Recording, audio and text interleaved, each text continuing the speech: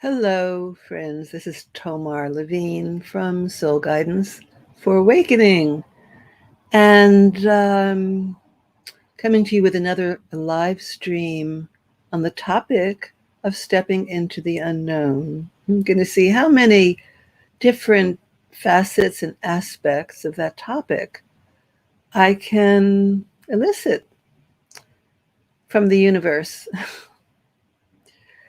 Now, I want to take a little bit of a shift from what I've been speaking about in the last few that I did.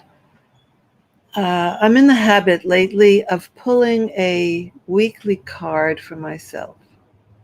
And I'm currently using a very unique deck. Look at how cute this box is. It's a little tiny box, teeny tiny box, called The Sovereign Oracle by Teresa Pridemore.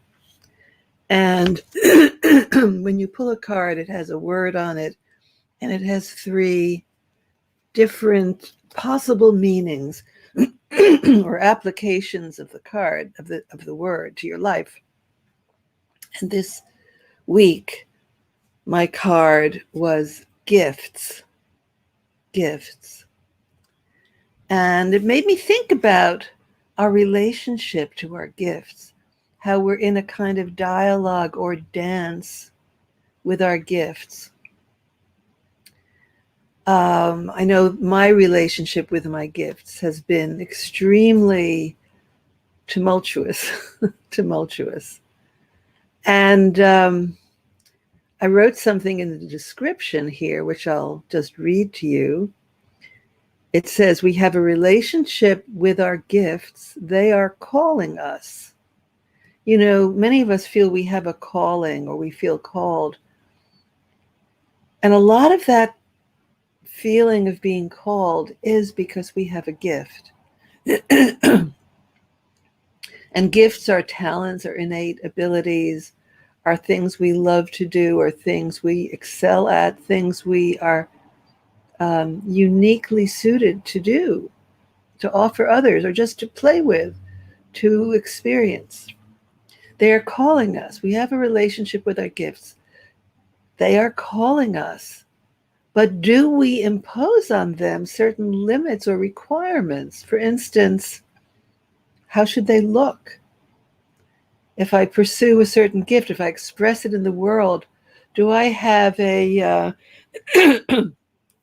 a desire, a hope, or a requirement that it should look a certain way? Like, I should become famous for it, for instance.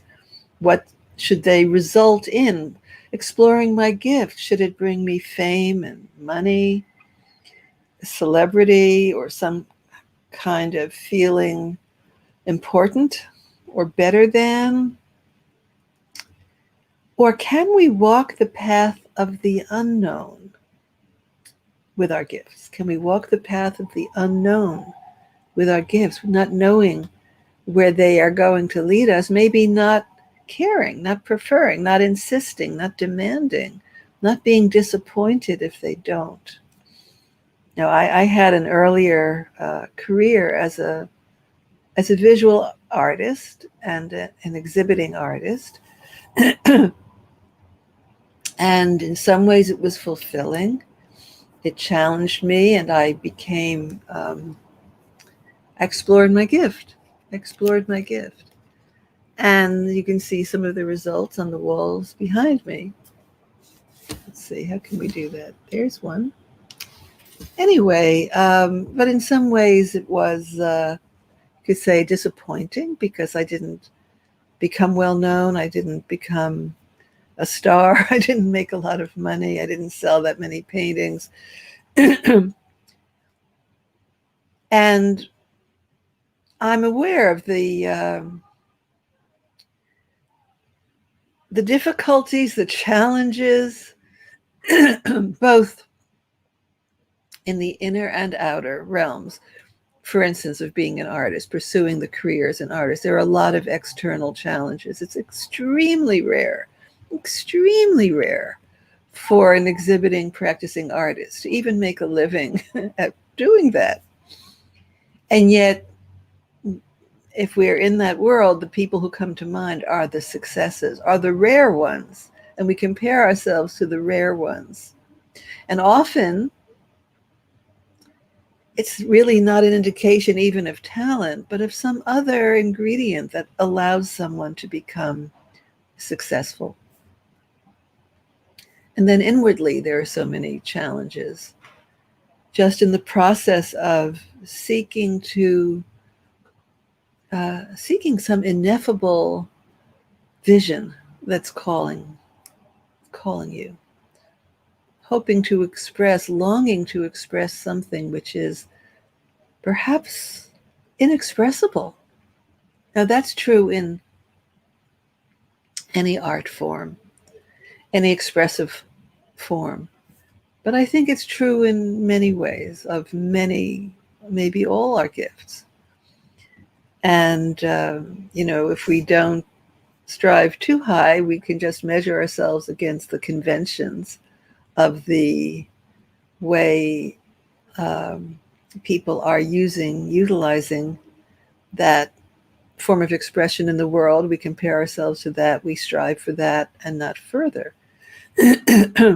But what if we don't limit ourselves to what we can achieve? I used to say, I had this realization that I was always, I had the repeated experience in my life of being in an environment where I was seeking approval and trying to become more like the other people in that community. Like, let's say I was in graduate school and wanting to blend in, wanting to look like that, feeling that I didn't have the right attitude or the right capacities. And I remember thinking, having this epiphany, like, I'm trying to be a good duck. I'm trying to match all the other ducks. So I was thinking of the children's story by Hans Christian Andersen, The Ugly Duckling, wanting to be accepted by the other little ducklings, wanting to look just like the other little ducklings, and feeling that there's something wrong with me because I'm not a good enough duck. Until I wake up out of that trance and realize, oh, I'm a completely different kind of bird. I'm not a duck. And the story is, well, you're a swan. So stop trying to fit in and allow yourself to explore the unknown and see what it is you have it in you to become. So this card I received, gifts. I want to read to you what the 3 sentences are, because they're very helpful, very interesting. The first one she writes is, what you innately have, your gift, what you innately have does not require permission to use. And I can only just look back on my life at how many times I've been waiting for permission, waiting to be invited to step forward and be public or share my gifts with the world in a bigger way. Like I needed permission. It's one of the greatest things about the time we're living in now is that the internet does not require permission. It used to be there were gatekeepers. You couldn't just teach a class. You had to be invited to teach in some school, or you had to be part of something that had an official something to it that allowed you to teach. You couldn't just publish an article. You had to submit it to a journal or a magazine. There was no way to do that. There were doorkeepers for every form of expression. The same for exhibiting art. You have to be part of a gallery of one kind or another.